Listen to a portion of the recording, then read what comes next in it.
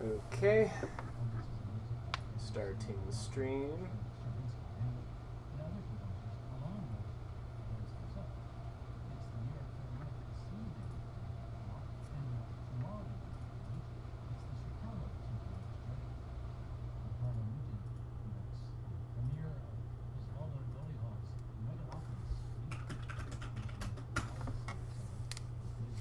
Can you still hear me?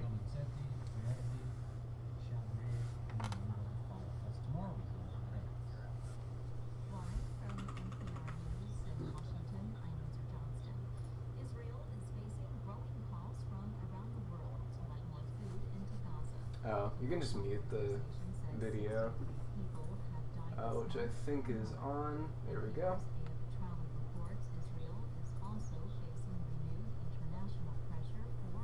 If literally anything happens under the Petri dish, I will let you know, and you can walk over and look at it yourself.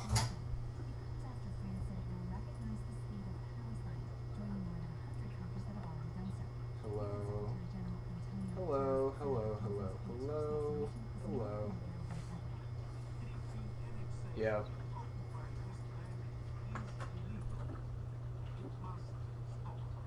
The people have been wanting to know. The people have been asking, Benjamin, why do you look like a girl? What's up with that?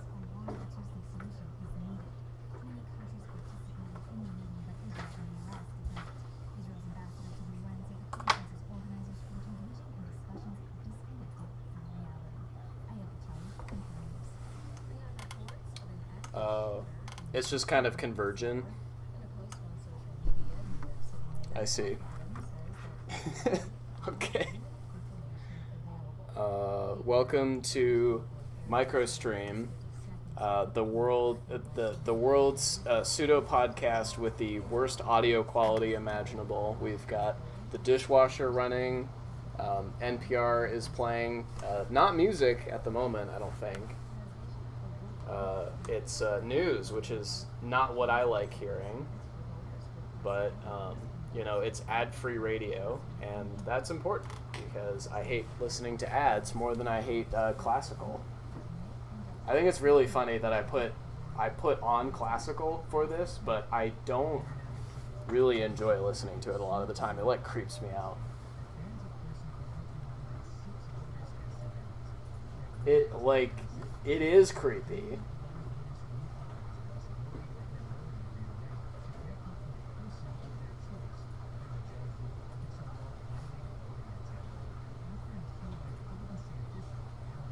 I'm spooked. But,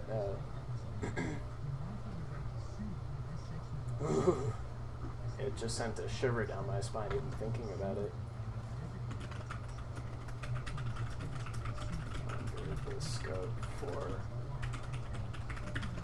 Monday.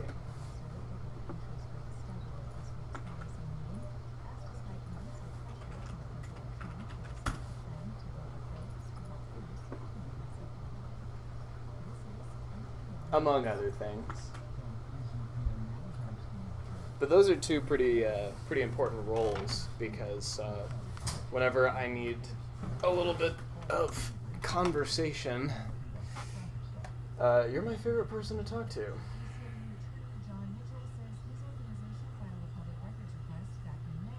Well,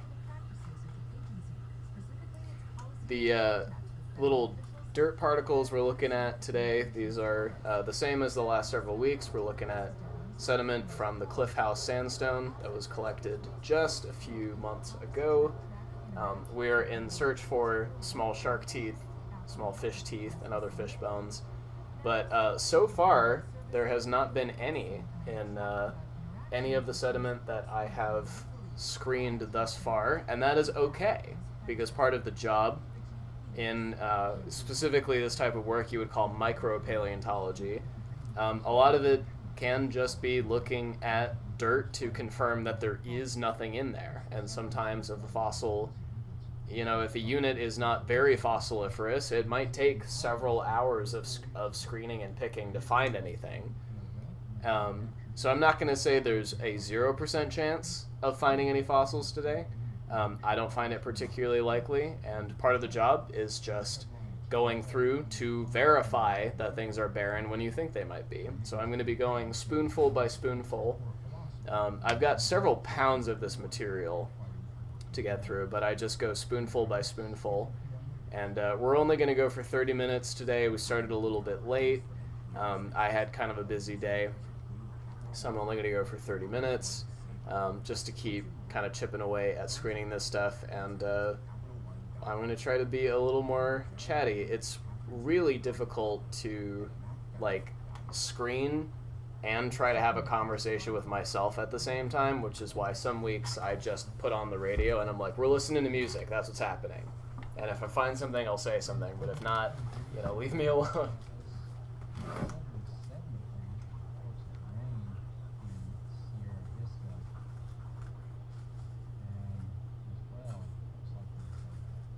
Yeah, I've been thinking that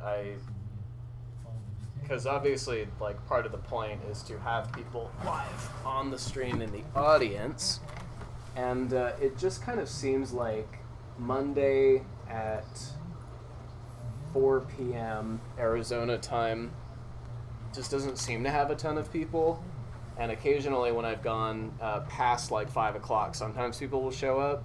So I've considered moving this slot from instead of 4 to 5 to 5 to 6, but here's the thing, is that I like ending my workday at 5, and this is work. At least I like ending my workday at 5 in certain respects. That I'm on my computer late into the night, typing and researching if nobody stops me. But this type of thing I like to get out of the way.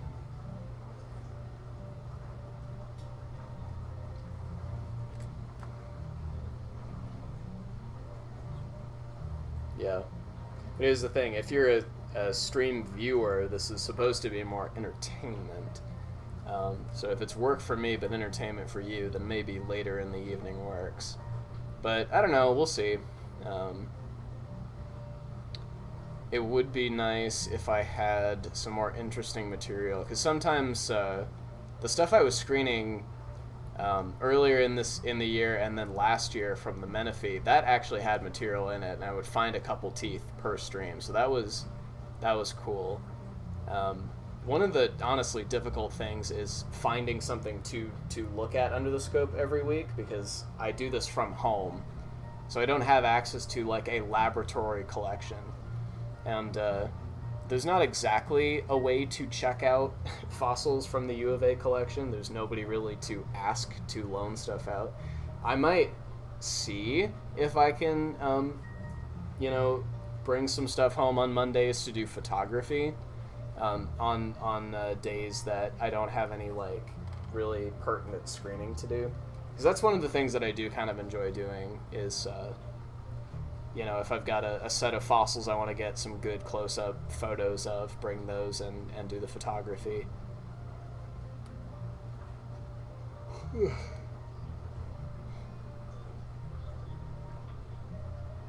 Yeah, exactly. Yeah, and I don't want to like repeat bringing stuff, but and I've grabbed like leaves from outside to look at under the scope, and that can be fun. I think I've pretty much exhausted what's in my personal collection to show, at least of the stuff that I think is interesting. I've already got photographs of all the stuff that I want. It would be really cool. Because the name of the stream is Microstream, and the only like rule, it doesn't have to be micropaleontology. So I've considered like if I can get some soil samples, something I can look at like some dirt up close and see all the bugs and stuff. And I've got like dirt outside, but I don't know that it's quite as lively. So I kind of wish I had some dirt samples to screen through. It would be fun.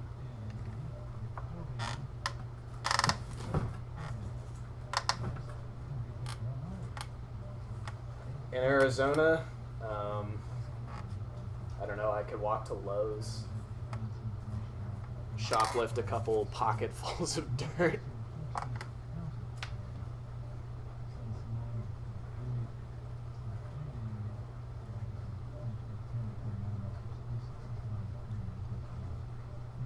And then there's like, if I had a mineral collection, you could look at crystals under the microscope, but I do not, because I gotta be honest, yeah, for all the crystal girlies, of which I am not one, to be quite honest. I don't even like, I don't even particularly care for minerals in an aesthetic like sense. To be quite honest, like there's a few that are like, oh, that's an interesting color or an interesting shape, but that's pretty much it. Like, I've never felt a compulsion to own a gem or mineral.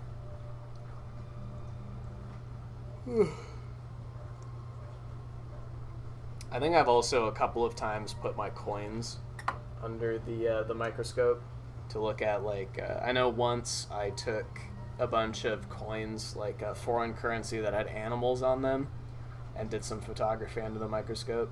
One of the things I could actually do with this to make money on the side is to, like, photograph people's private collections, their private coins, because people will pay to do coin grading. So you, like, use a microscope to look at, like, damage to the surface of a coin, and that helps determine, like, its monetary value. And people pay to get their expensive coins graded. The thing is, I don't think I'm qualified to do that work. I don't know what the certification process is, but yeah, literally.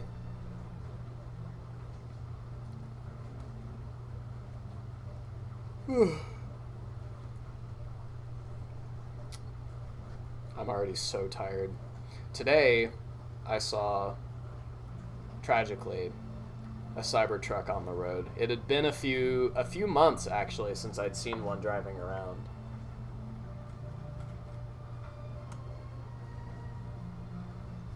I hate to say it, but they're still knocking around. They haven't all exploded yet.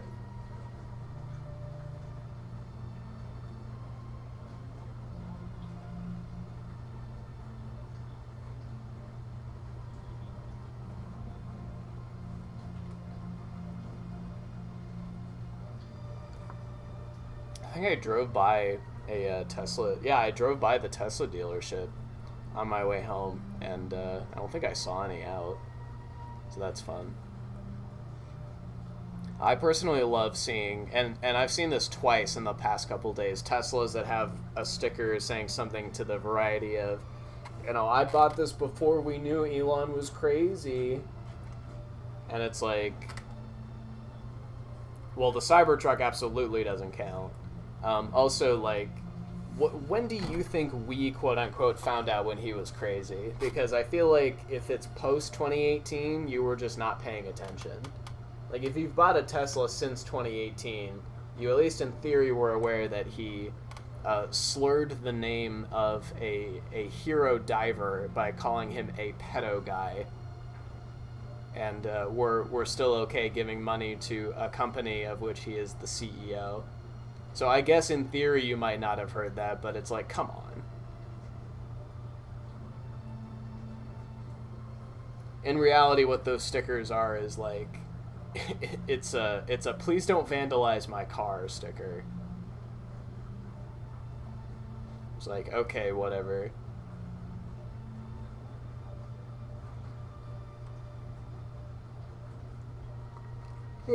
I won't say who. But we know someone who bought a Tesla very recently, right? And that was... Well,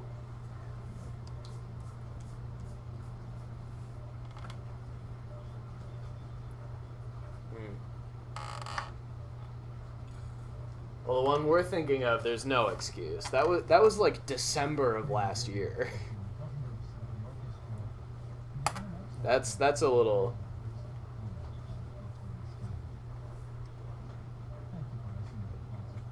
Like, while he's actively campaigning with Trump.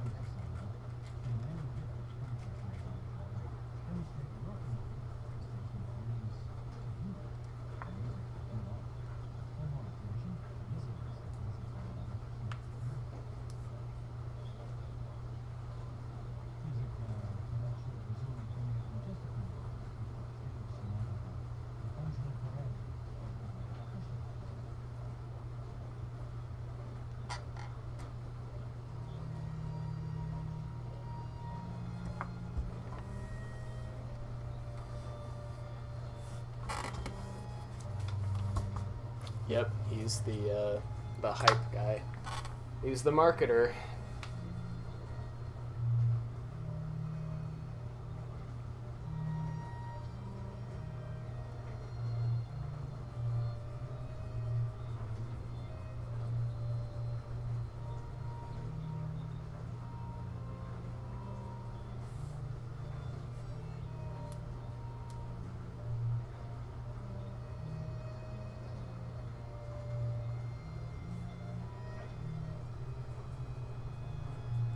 Yeah, I would at least try to be a little more realistic about.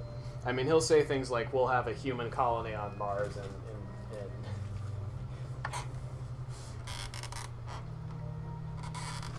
I just don't understand why.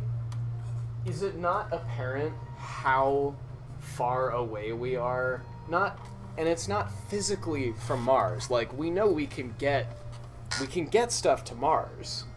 And that, in and of itself, is an insane achievement to celebrate. We can remotely operate a helicopter on Mars. That is sufficiently cool and futuristic for my liking. We don't have to pretend that we can put human habitations on a planet that is so incredibly hostile, and to which there's no benefit. There is no benefit, really, to science or humanity to put human beings on Mars. There really isn't. There's nothing that a human being... Like, what is a human going to do that the robots can't?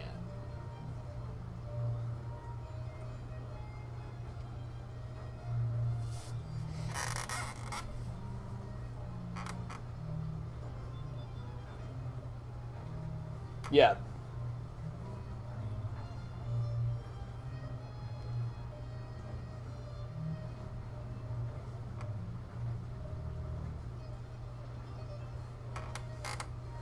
The only reason to send humans there...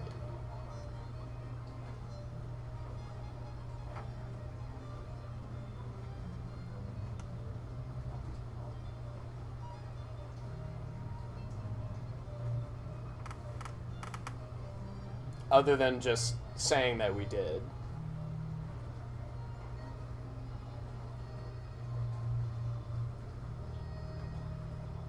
Well, exactly. It's the only thing humans are needed for on Mars is human trials for survival. It's just to see if people will survive any amount of time, which is a little that's a little messed up.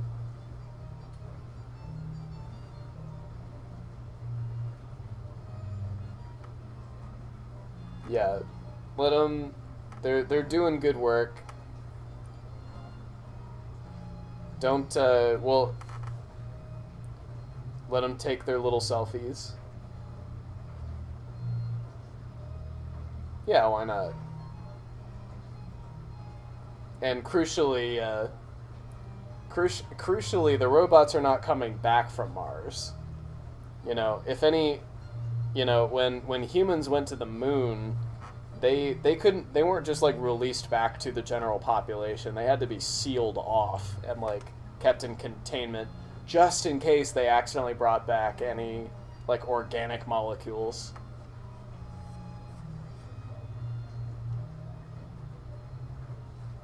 If such a thing exists, which it doesn't, right?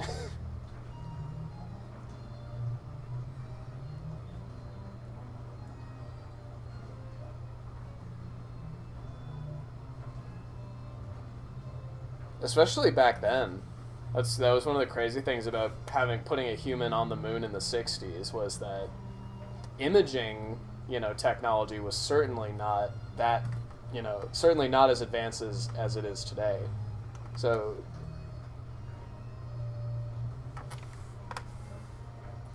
I think it's nuts that I think besides the Soviet probe, has there been any like attempt to like image Venus again?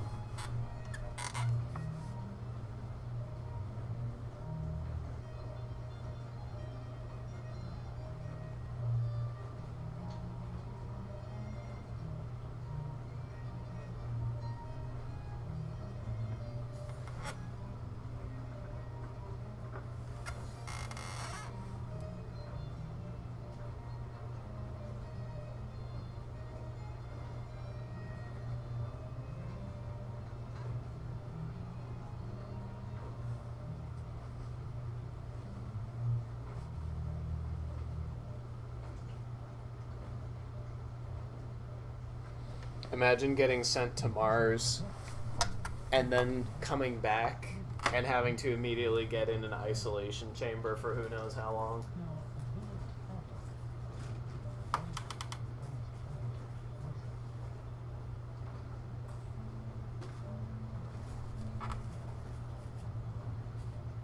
Yeah.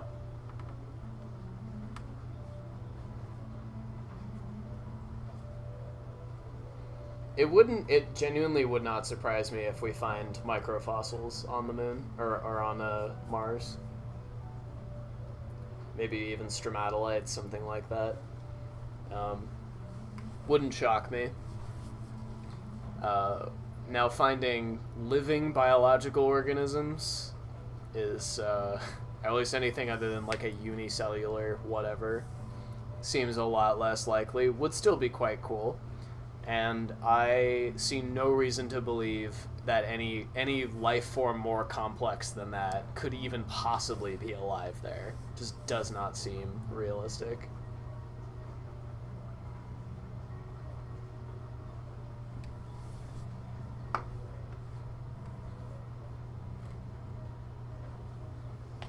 Right. I mean, yeah, here on Earth, chemosynthesis is a pretty well understood, like, niche that microorganisms exploit. If you can just like make a living on a deep sea vent, you know. But it is good to note, because there's so much. I feel like science fiction is so prolific that I think people think certain things are based in or stuff that's called science fiction is so culturally like dominant that sometimes I wonder, and like you'll see headlines that almost seem to say like, we found life on Mars, another key indicator of life on Mars has been discovered. I hope people know that life has not been found on Mars or anywhere in the universe besides Earth. That has not happened yet. And there is no evidence that there are multiple universes either. It boggles my mind that so many people now take the concept of a multiverse so seriously that they talk about. I hate the phrase like when a bad news thing happens and everyone's like, I hate this timeline. It's like, man, you just live in the only reality we know that exists. That's it. You don't live in a cursed timeline. You live in reality, which oftentimes sucks.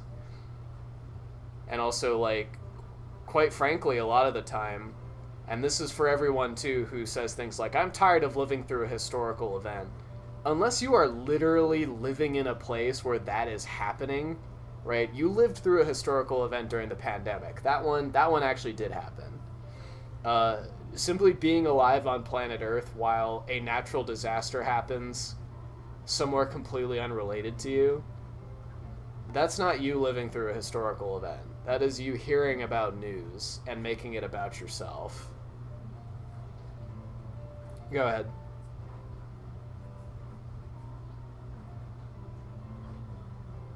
Yeah. It just, I don't know. I get tired I get tired of seeing the guys. Millennials are so tired. We've lived through so many historical events and we're not even 40 yet. Okay. First of all, yeah. Like, literally, what do you expect? Well, I guess if you are that age, you did live through the supposed end of history, and if you actually believed that, then it probably would be super traumatizing to find out later that actually no, there is no global permanent neoliberal consensus. History is still happening. And that's great, because there were plenty of things that were bad in the 90s when history ended, and You can be an active participant in changing culture and society and history itself. And that's actually great. It's amazing that we don't live in a frozen culture that cannot evolve. That actually would be terrible. That's one of the reasons that fascism is very bad.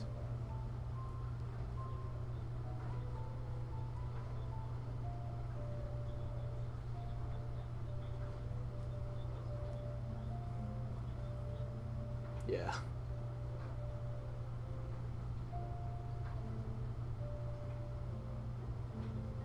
I also get bringing this back to fossils as we wrap up this little screening experiment here, which I think has been a resounding success. Not that we found any fossils, but just that I like talking with my friend and roommate and co-host and other things. What was I gonna say? Surprising number of questions on like internet forums dedicated to paleontology and fossils. And when I say that, I'm talking about Reddit, but trying not to say Reddit directly, because I am, of course, as one should be, ashamed and embarrassed of ever looking at that website. Surprising number of people asking questions on the daily about cloning extinct animal, like bringing dinosaurs back to life, and being under the impression that like we're close to it, or we're getting there, or that it's even possible. And it's not.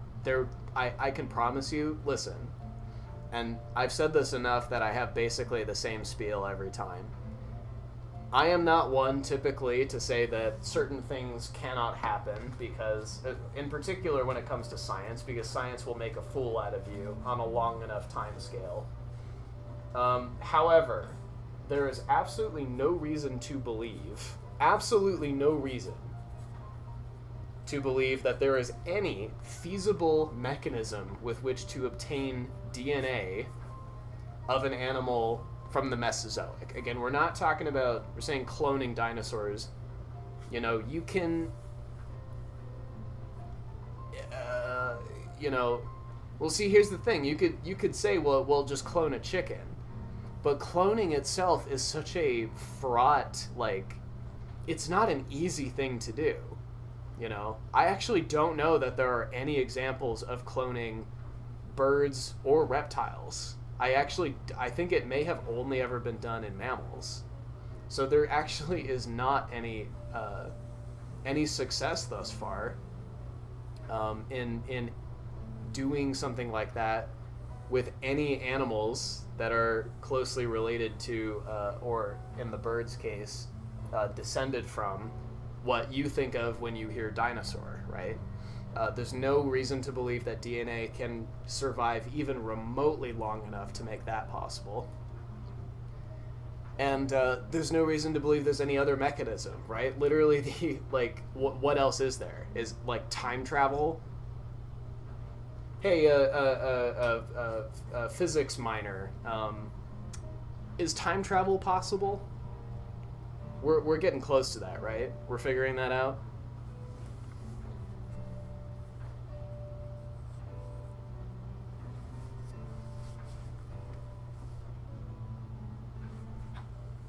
Are you still there? Did I lose you?